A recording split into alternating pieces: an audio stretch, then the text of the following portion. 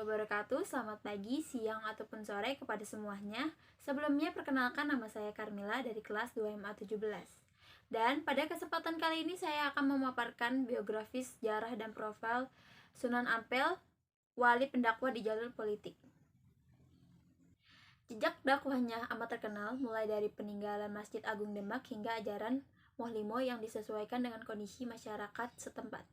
Sunan Ampel bernama lengkap Raden Muhammad Ali Rahmatullah atau biasa dipanggil dengan Raden Rahmat, lahir di Champa, Kamboja sekitar 1401. Ia tergolong keturunan bangsawan, anak dari ulama besar yaitu Syekh Malik Maulana Ibrahim, sekaligus juga keponakan dari Raja Majapahit. Karena hubungan baiknya dengan Raja Majapahit kala itu, Prabu Prawijaya Raden Rahmat diberi sebidang tanah di Ampel Denta, Surabaya. Di sanalah basis pertama dakwah Raden Rahmat berdiri. Karena ia menyebarkan Islam di kawasan Ampel Denta, ia dikenal sebagai Sunan Ampel. Di kawasan Surabaya itu, dakwahnya dimulai dengan mendirikan pesantren Ampel Denta. Ia mendidik kader-kader penyebar Islam di antara murid-murid Sunan Ampel. Yang terkenal adalah Sunan Giri, Raden Patah, Raden Kusen, Raden Sunan Bonang, dan Sunan Derajat. Dakwah Islam yang dilakukan Sunan Ampel bersama dengan lemahnya posisi kerajaan Majapahit, kendati Prabu Brawijaya menolak masuk Islam. Namun, ia menghormati posisi Sunan Ampel dan mengizinkan dakwahnya, asalkan tidak dilakukan dengan pemaksaan. Sebelum membangun pesantren, Sunan Ampel menarik perhatian masyarakat dengan membagikan kerajinan dalam bentuk kipas yang terbuat dari akar-akaran dan anyaman rotan. Bagi yang mau mengambilnya tidak perlu menukarkan dengan uang, melainkan dengan 2 kalimat syahadat. Mengenai kondisi masyarakat kala itu, banyak dari mereka yang menganut animisme, bersemedi, judi sambung ayam, minum-minuman keras, dan lain sebagainya yang bertentangan dengan agama Islam. Karena itulah Sunan Ampel menekankan prinsip Mohlimo dalam dakwahnya sebagai berikut. Yang pertama, moh main yang berarti dengan berjudi. Yang kedua, moh ngombe, tidak mabuk. Yang ketiga, moh malin, tidak mencuri. Yang keempat, moh madat, tidak menghisap candu. 5. Moh madon, tidak berzina.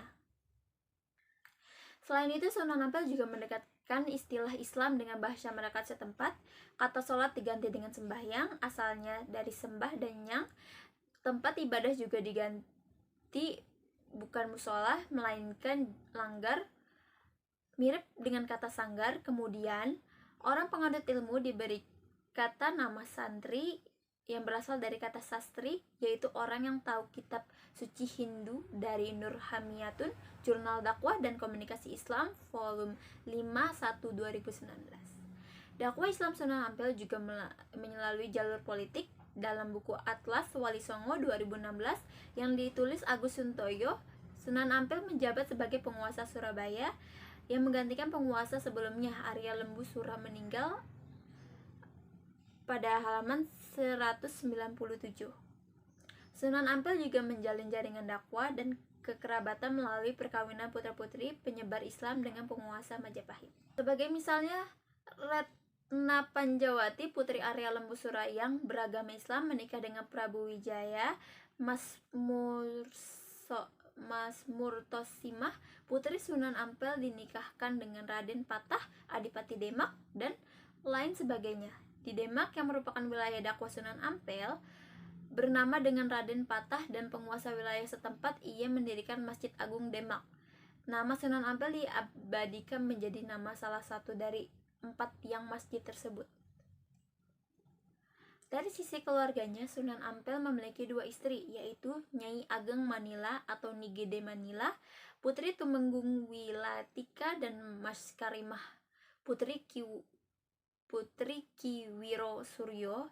Dari 2 istrinya itu, Sunan Ampel memiliki 7 anak, termasuk Maulana Makdum Ibrahim, yaitu Sunan Bonang, dan Syarifuddin, yaitu Sunan Derajat. Sunan Ampel diperkirakan meninggal pada 1481 di Demak.